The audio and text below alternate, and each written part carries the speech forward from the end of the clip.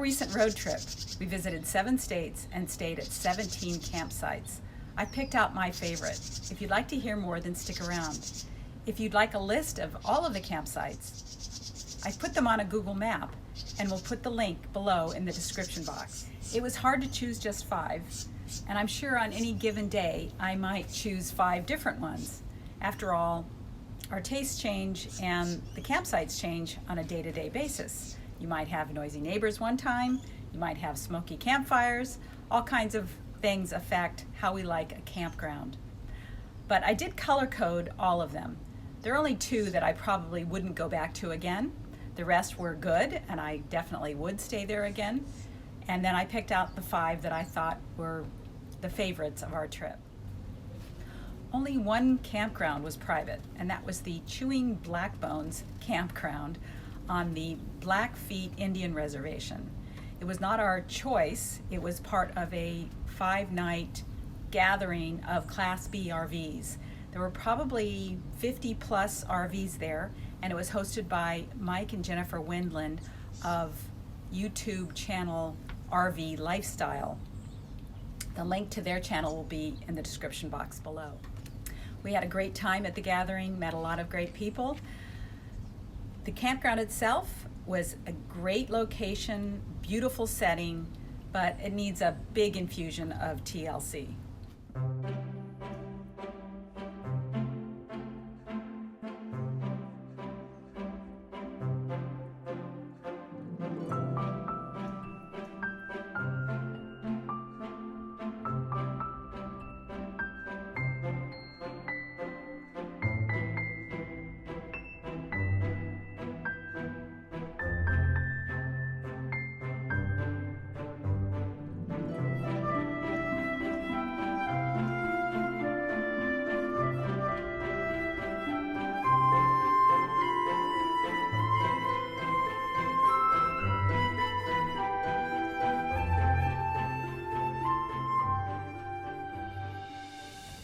Here's the top 5 in order of visitation. Number 1 is Goodale Creek Campground off of Highway 395 in the Owens Valley of California.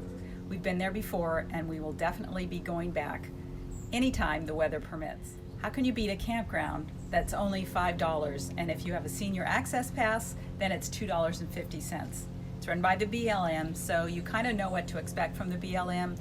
Vault toilets, it will have water usually, but just the bare kind of campground things like a fire pit and a picnic table. But it's not just the price that attracts us to the Goodale Creek Campground, it's also the fact that you can almost always get a place there. I've never seen it full, and the setting is just spectacular. It can't be beat, nestled between the Sierra Nevada mountains on the west side and the Inyo White Mountain ranges on the east side.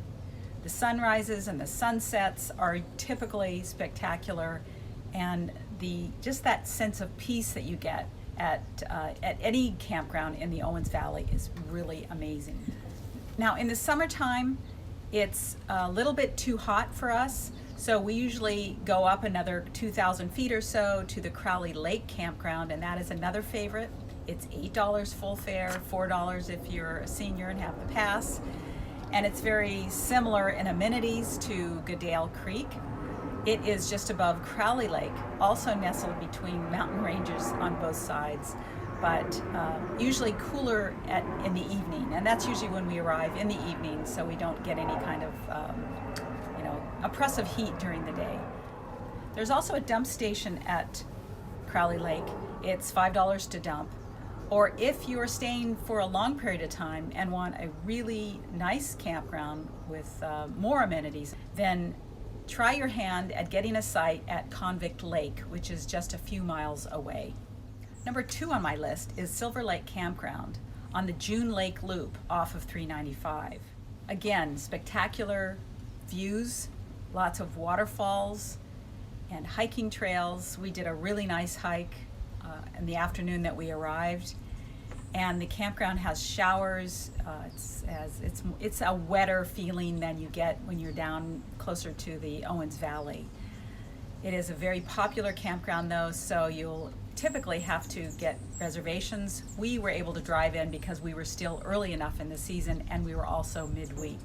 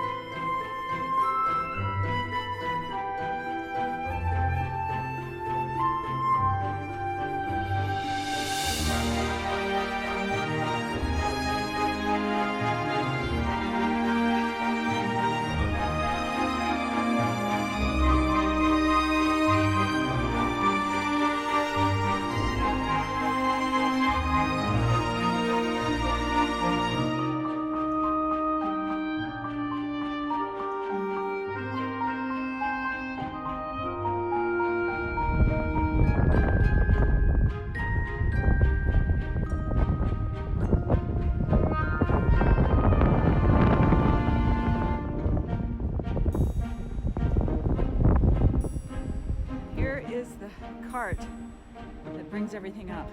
Wow. It's amazing. Number 3 on the list is Diamond Lake Campground in Oregon. It's just north of Crater Lake, and we stayed there 2 nights. We got snow both nights, so it was a bit cold at the end of June. But we still had a wonderful time. This is an absolutely gorgeous lake. There are boat ramps, there are showers at the campground. I'm guessing it's about 3 miles long. It can probably take in hundreds of campers.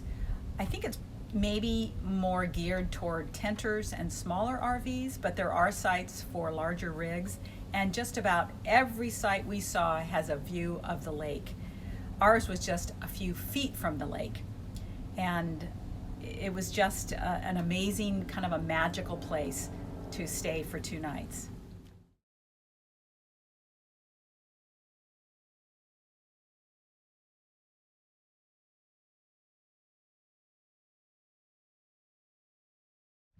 That's all fresh snow from last night.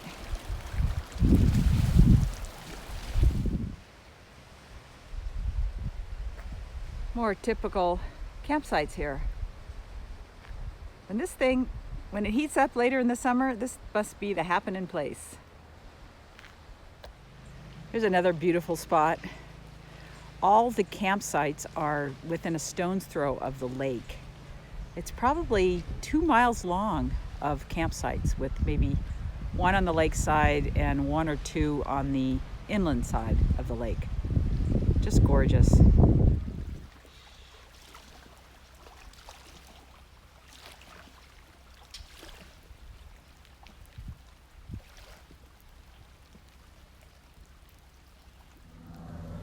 Number 4 on the list is Holter Lake. It's a reservoir in Montana, near Wolf Creek, Montana, and it was very unexpected. We didn't have any reservations. We didn't know what we might find. We just left the highway using one of the camping apps, and saw this spot that looked like it had potential. It's a BLM site, and when we got over there, we actually didn't get a site. We're at the Holter Reservoir Campground. It's run by the BLM, so it's $15, half price if you have the senior pass. And it's right on this beautiful reservoir, Montana, not far from Wolf Creek, right on the Missouri River. And we're actually, the neat thing about this place is so the campground itself was full. Every spot was taken. It's a Friday. But they have tent camping. They have a spot for tent camping over here. Let's see, you park over here and then you put up your tent down that way. But over on this side, they have spots. They're really wide. It looks like they're for vehicles just like ours, because there's plenty of space widthwise and lengthwise for a shorter van type rig, and we've got this great lakeside view. It couldn't be better, and the weather is just gorgeous today. People are actually swimming down in the lake. So it's a great spot if you're on your way from Glacier to Yellowstone. It's a great spot to stop off and spend the night.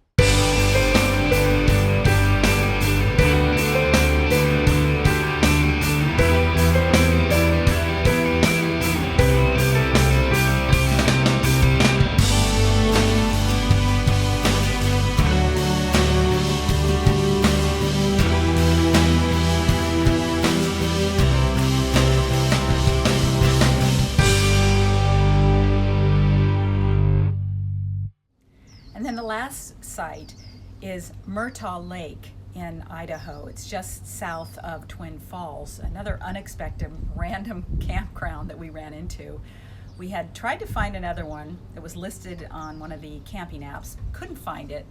And then I saw this one.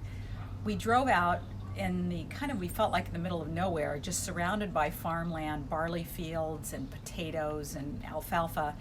And there was this reservoir and a campground, and it was only $15. Every site had hookups, and it was very quiet. But what really made this special was that for the first time since we had left Northern California, we didn't have to worry about bears. So we were able to leave the back of our vehicle open and the side with the screens down, and just kind of be enveloped in this amazing cool breeze that swept through all night long.